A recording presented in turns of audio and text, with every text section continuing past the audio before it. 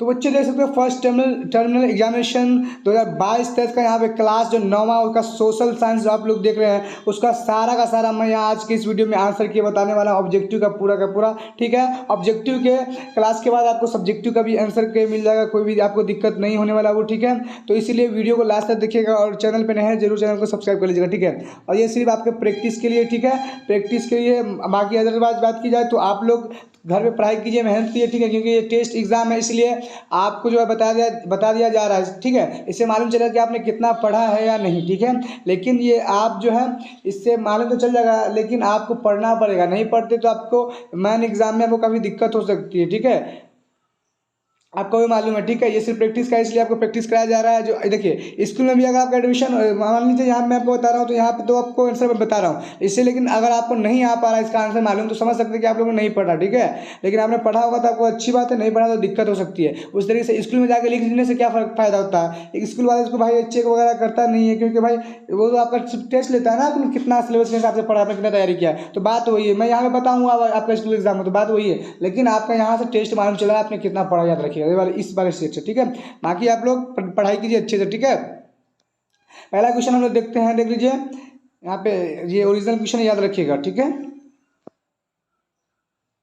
फटाफट आप लोग मिला लीजिएगा। ठीक, पहला क्वेश्चन है कि साम्यवाद का आधार क्या था, तो पहला का आंसर हो जाएगा ऑप्शन नंबर डी, भूमि। ठीक है, दूसरा नंबर क्वेश्चन है कि वास्को डी गामा किस वर्ष भारत पहुंचा, तो भाई इसका आंसर क्या हो जाएगा, तो 1498 ईस्वी, यानी 20 मई 1498 ईस्वी को वास्को डी गामा जो है भारत में पहुंचे थे, याद रखिएगा। ओके, अब तीसरा नंबर क्वेश्चन देखिए, कह रहा है कि एस्ट्रोलेब यंत्र निम्नलिखित में क्या बतलाता है, तो यहाँ पे देखिए तापमान, मौसम, अक्षांश, दूरी। तो इस यंत्र की सहायता से दूरी मेरे ख्याल से होगा, क्योंकि इसकी सहायता से है ना यंत्र चांद सूरज को हम लोग देख सकते हैं, तो हमको दूरी शायद बताता है 3 का, है ना। 3 का मुझे ए आंसर लग रहा है, आपको क्या बताइएगा। ठीक है, चौथा नंबर क्वेश्चन देख लीजिए, कह रहा है कि कोलंबस मूलतः किस देश का निवासी था, कोलंबस जो था मूलतः कहाँ का निवासी था, तो 4 का right answer option number C हो जाएगा। ठीक है, इटली का था। ठीक, चलिए 5 नंबर क्वेश्चन है कि समुद्री मार्ग से विश्व का परिभ्रमण करने वाला पहला व्यक्ति कौन था, तो 5 नंबर का right answer option number D, 5 का ऑप्शन नंबर डी हो जाएगा, मैगलिन। ठीक, 6 नंबर क्वेश्चन है कि उत्माशा अंतरीप का पता किसने लगाया था, तो 6 का right answer option number C हो जाएगा। ठीक है, ये देखिए बार्थोलोमियो डियाज। ठीक, 7 नंबर क्वेश्चन है कि विश्व का पहला लिखित संविधान किस देश का है, तो 7 का right answer option number D, ठीक है, अमेरिका का, याद रखिए। ओके, वहाँ सबसे पहले बताया गया था। और हमारे चैनल पर नए हैं तो चैनल को जरूर सब्सक्राइब करें। ठीक है बच्चों, क्योंकि आपको जो है आने वाले वक्त पे इसी तरीके से हेल्प किया जाएगा हमारे चैनल के माध्यम से। और आप मैं एक बार और बता दूं आपको, ठीक है, कि आपका जो भी डाउट वगैरह हो तो आप लोग कमेंट बॉक्स में बता सकते हो। और चैनल पर नए हैं तो चैनल को जरूर सब्सक्राइब कीजिएगा। ठीक है, और इसका पीडीएफ लेना चाहते हैं तो पीडीएफ लेने के लिए हमारा जो वीडियो देख रहे हैं उसके डिस्क्रिप्शन में टेलीग्राम का लिंक होगा, टेलीग्राम में जो ज्वाइन हो जाएगा सारा इन्फॉर्मेशन वहाँ आपको मिलता रहेगा। ठीक, याद रखिएगा। चलिए, तो हाँ हो गया। 5वां नंबर क्वेश्चन है ना, 5वां नंबर क्वेश्चन, 5वां का ऑप्शन नंबर कितना आंसर था, डी, मैगजीन, है ना। छठा का आंसर क्या था, छठा नंबर ऑप्शन का क्वेश्चन का ऑप्शन नंबर सी आंसर है। ठीक है, बार्थोलोमेव डियाज था, है ना। 7 नंबर क्वेश्चन था, 7 नंबर क्वेश्चन का ऑप्शन नंबर डी आंसर है। ठीक है, अमेरिका में है, यहाँ तक बता दिया था। चलिए 8 नंबर क्वेश्चन कह रहा है कि देखिए ब्रिटिश संसद ने स्टाम्प एक्ट किस वर्ष पारित किया। ठीक है, सांसद होना जो संसद है तो क्वेश्चन वगैरह टाइपिंग में होता है। तो 8 नंबर क्वेश्चन का आपका परफेक्ट और राइट आंसर हो जाएगा ऑप्शन नंबर डी, 8 का ऑप्शन नंबर डी हो जाएगा। ठीक है, 1765 ईस्वी में।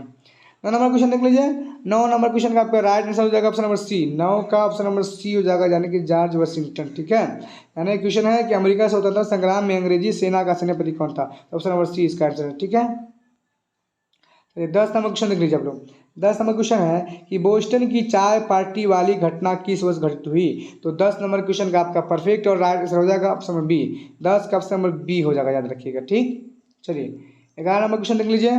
11 नंबर क्वेश्चन कह रहा है कि इंग्लैंड में कैबिनेट प्रणाली के विकास में किसका योगदान महत्वपूर्ण था, तो 11 नंबर क्वेश्चन का आपका राइट आंसर हो जाएगा इंग्लैंड में कैबिनेट प्रणाली के विकास में किसका योगदान महत्वपूर्ण था। दोस्तों मुझे डाउट लग रहा है, आप लोग बताइएगा 11 नंबर क्वेश्चन का। ठीक है, आंसर आप लोग बताइएगा। ठीक है, क्योंकि आपको सिर्फ जो आंसर कितने का देना है, 1 से लेकर 60 क्वेश्चन पूछेगा, इसमें से मात्र आपका 50 को जवाब देना। ठीक है, तो जो नहीं आएगा उसको छोड़ देना, जो आता है उसको मारना। ठीक है, याद रखिएगा इस तरीके से। अगला क्वेश्चन है 13 कि मनुष्य स्वतंत्र पैदा हुआ है पर वह हर जगह जंजीर से जकड़ा, यह कथन है किसका किसका है? तो 13 का राइट आंसर होगा ऑप्शन नंबर डी। 13 का ऑप्शन नंबर डी हो जाएगा, रूसो का। ठीक है, 14 नंबर क्वेश्चन है, कौन सा पूर्वी देशांतर रेखा भारत का मानक देशांतर रेखा है? तो 14 नंबर क्वेश्चन का राइट आंसर होगा ऑप्शन नंबर सी। ठीक है, चलिए 15 नंबर क्वेश्चन देख लेते हैं हम लोग।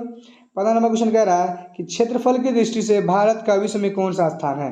तो 15 नंबर क्वेश्चन का राइट आंसर होगा ऑप्शन नंबर डी। 15 का ऑप्शन नंबर डी हो जाएगा। ठीक, 16 नंबर क्वेश्चन है कि इंदिरा पॉइंट भारत के किस छोर पर स्थित है? तो 16 नंबर क्वेश्चन का राइट आंसर होगा ऑप्शन नंबर बी। 16 का ऑप्शन बी हो जाएगा, दक्षिण। ठीक, 17 नंबर क्वेश्चन देख लीजिए। 17 नंबर क्वेश्चन है, निम्नलिखित में कौन सा पड़ोसी देश उत्तर प्रदेश की सीमा को छूता है? तो 17 नंबर क्वेश्चन का राइट आंसर होगा ऑप्शन नंबर डी। 17 का ऑप्शन नंबर डी, नेपाल। ठीक, 18 नंबर क्वेश्चन है कि सार्क की स्थापना किस वर्ष हुई थी? तो 18 नंबर का राइट आंसर हो जाएगा ऑप्शन नंबर डी। 18 का ऑप्शन नंबर डी हो जाएगा। ओके, 19 नंबर क्वेश्चन देख लेते हैं हम लोग कि भारत की सबसे बड़ी मीठे पानी का झील कौन है? तो 19 का राइट आंसर हो जाएगा ऑप्शन नंबर सी। 19 का ऑप्शन नंबर सी हो जाएगा। ओके, चलिए 20 नंबर क्वेश्चन देख लीजिए, खंबात की खाड़ी कहाँ अवस्थित है? तो 20 का आपका राइट आंसर हो जाएगा ऑप्शन नंबर ए हो जाएगा। ठीक है, 20 का ऑप्शन नंबर ए। ठीक है, गुजरात में। 22 नंबर क्वेश्चन 21 नंबर क्वेश्चन देख लीजिए कि निम्नलिखित में कौन सा पठार, मैं 20 का क्या बताया हूँ, 20 का राइट आंसर ऑप्शन ए है ना, 20 का ये बताया था ना, याद रखिएगा। 21 नंबर क्वेश्चन है, निम्नलिखित में कौन सा पठार भारतीय खनिजों का भंडार घर कहलाता है? तो 21 नंबर क्वेश्चन का राइट आंसर हो जाएगा ऑप्शन नंबर सी। ठीक है, 21 का नंबर सी हो जाएगा, छोटा नागपुर का पठार। 22 नंबर क्वेश्चन है, निम्नलिखित में कौन सी नदी भ्रंश घाटी से होकर बहती है? तो 22 का आंसर हो जाएगा ऑप्शन नंबर सी।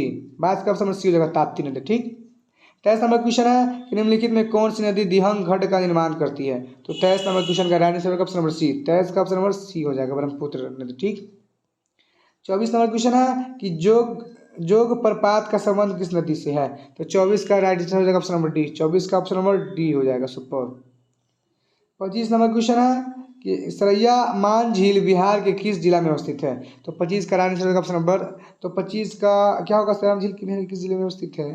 तो इसका डाउट है, तो 25 नंबर का आप लोग बताइएगा आंसर। ठीक है, इसका आंसर क्या हो जाएगा? ठीक है, 26 नंबर क्वेश्चन कि निम्नलिखित में कौन सी नदी दक्षिण भारत की सबसे लंबी नदी है? तो 26 का राइट आंसर हो जाएगा ऑप्शन नंबर सी। ठीक है, 26 का ऑप्शन नंबर सी हो जाएगा, गोदावरी नदी। ठीक, चलिए 27 नंबर क्वेश्चन देख लीजिए कि लोनार झील कहाँ अवस्थित है?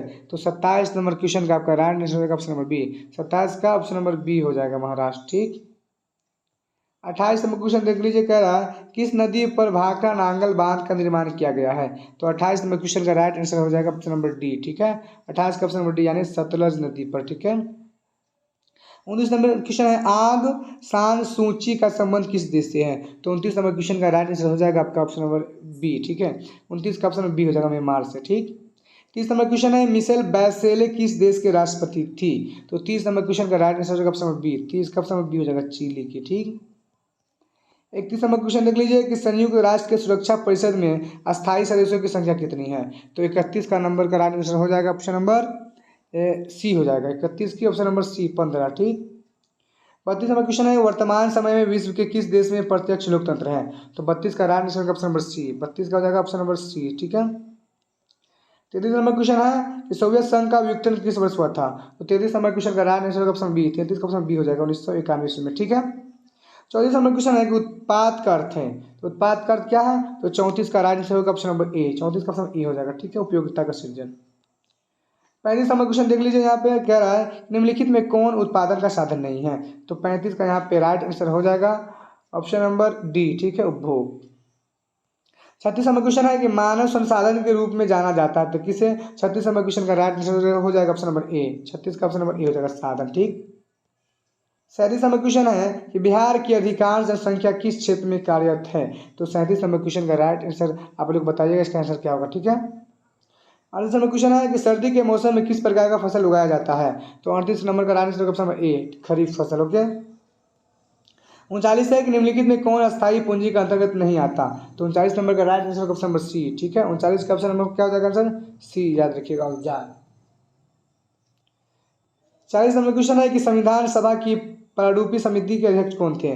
तो 40 का यहाँ पे आपका राइट आंसर हो जाएगा ऑप्शन नंबर बी। ठीक है, यानी कि डॉक्टर राजेंद्र प्रसाद। ठीक, अगला क्वेश्चन है 41 देखिए इसमें अगर आंसर अगर गलत वगैरह हो जाता तो कोई बात नहीं भाई, अब लोग बुरा नहीं मानिएगा, क्योंकि क्या हो रहा है कि आंसर तो फटाफट खोया जाता है गूगल की मदद से बहुत वगैरह गलत भी होता है या खोजने में दिक्कत वगैरह आ सकता है, बहुत कठिनाइयाँ होती है, ठीक है, तो आप लोग एडजस्ट कर लीजिएगा आंसर, ठीक है। चलिए 41 नंबर क्वेश्चन है कि आधुनिक लोकतंत्र का जन्मदाता किस देश को माना जाता है। तो 41 का राइट आंसर हो जाएगा ऑप्शन नंबर आपका ए, 41 ए हो जाएगा, ठीक। 42 नंबर क्वेश्चन है निम्नलिखित में से किस आपदा की गति तीव्र होती है। तो 42 नंबर क्वेश्चन का right answer option number B, 42 का ऑप्शन नंबर बी भूकंप। 43 नंबर क्वेश्चन है, 44 है, देख लीजिए 43 44 आप लोग, इनमें कौन मानव जाति आपदा है, इनमें से कौन मानव जनित आपदा है। सुनामी तो हो नहीं सकता, सुखाड़ नहीं, ना आंधी, रेल दुर्घटना, ठीक है, यानी 43 का आपका right answer option number D हो जाएगा, ठीक। चलिए 44 नंबर क्वेश्चन देख लीजिए कि सीमित क्षेत्र को प्रभावित करने वाली आपदा कौन सी है। भूमंडलीय उष्मीकरण, ओजोन क्षरण, नाभिकीय विखंडन, आंधी। सीमित क्षेत्र को यानी कि जहाँ तक है प्रभावित करने वाली आपदा कौन सी है। अच्छा तो इसमें मुझे डाउट लग रहा है, नाभिकीय विखंडन, सीमित क्षेत्र, भूमंडल, तो इसमें मुझे डाउट है, आप लोग 44 का आंसर बताइएगा, ठीक है।